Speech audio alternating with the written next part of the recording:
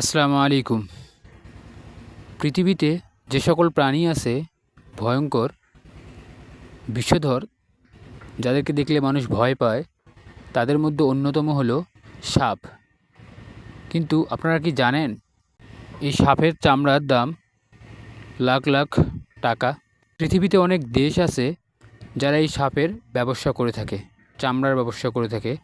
তাদের মধ্যে অন্যতম হচ্ছে চায়না এবং ইন্দোনেশিয়া। এই সাপের চামড়ার কাজ অনেক। আমরা যত নামি দামি ব্র্যান্ড দেখি, সেই ব্র্যান্ডের যেমন ধরেন ব্যাগ, ওয়ালেট, বেল্ট ইত্যাদি সব কিছুই এই সাপের চামড়া দিয়ে তৈরি হয়।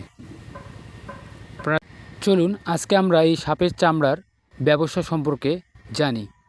তার আগে বলে রাখি, যারা সাপকে অনেক বেশি ভয় পায় তারা এই ভিডিওটা স্কিপ করবেন।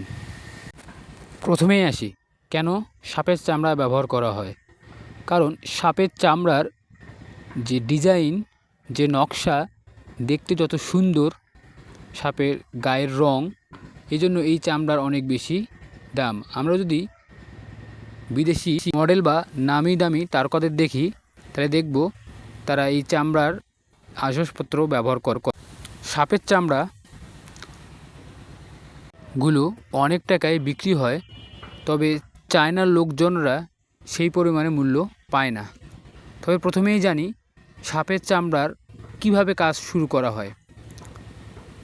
সাপের চামড়াগুলোকে আগে সাপ থেকে সরিয়ে নেওয়া হয়, খুলে ফেলা হয়, তারপর গরম পানিতে দেয়া হয়, তারপরে সেটাকে রোদের মাধ্যমে শুকানো হয়।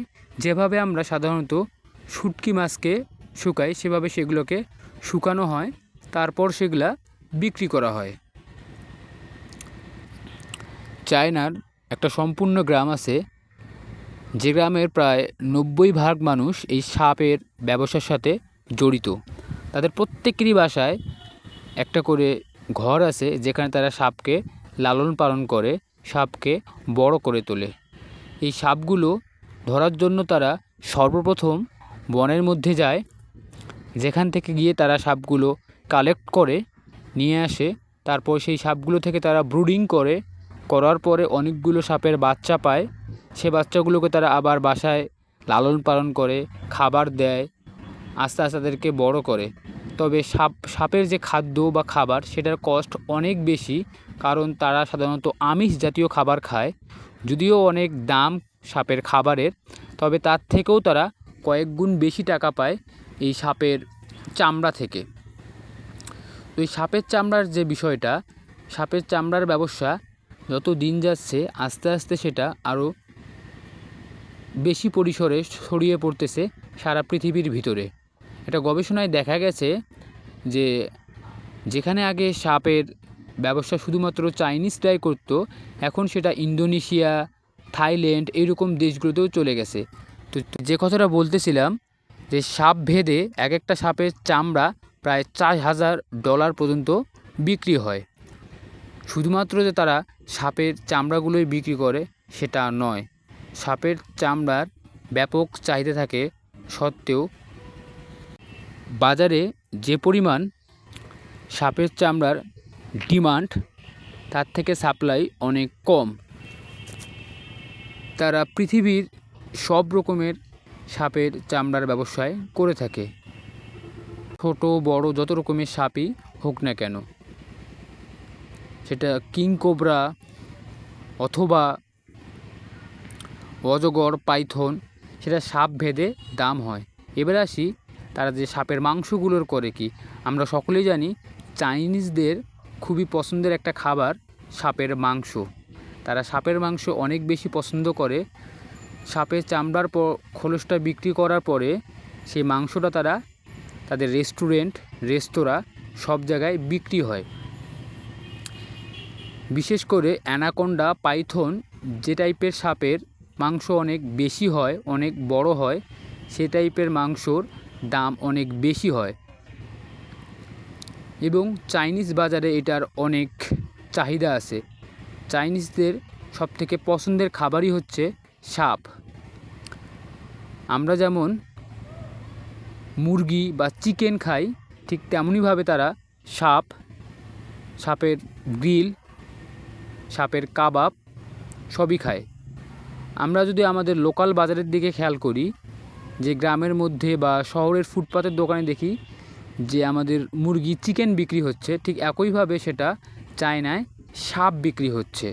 শুধু সাপ না, সাপের মাংস না, সাপের যে নাড়ি ভুঁড়ি কিংবা যে রক্ত আছে সেটাও তাদের এখানে স্যুপের মতো করে বিক্রি হয় এবং তারও ডিমান্ড অনেক বেশি।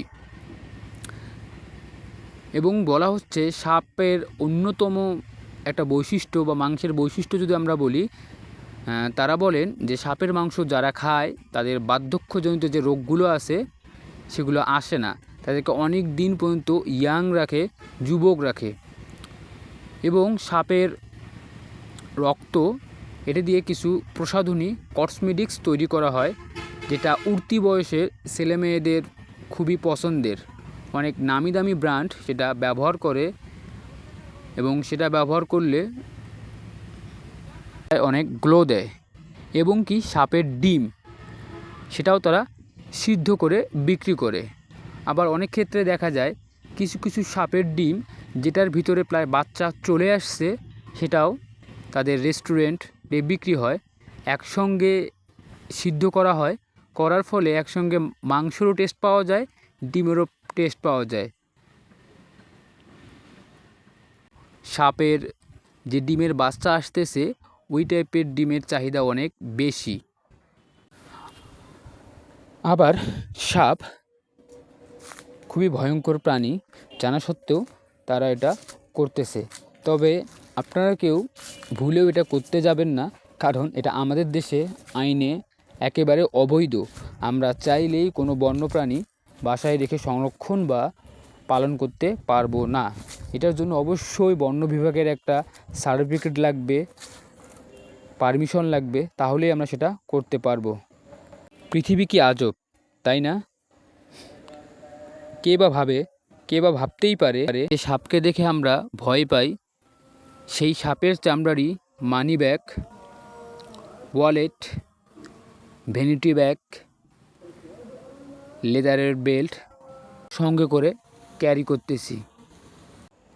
সবশেষে সবাই ভালো থাকবেন, আমার জন্য দোয়া করবেন, আর অবশ্যই জানাবেন সাপকে আপনি ভয় পান কি না।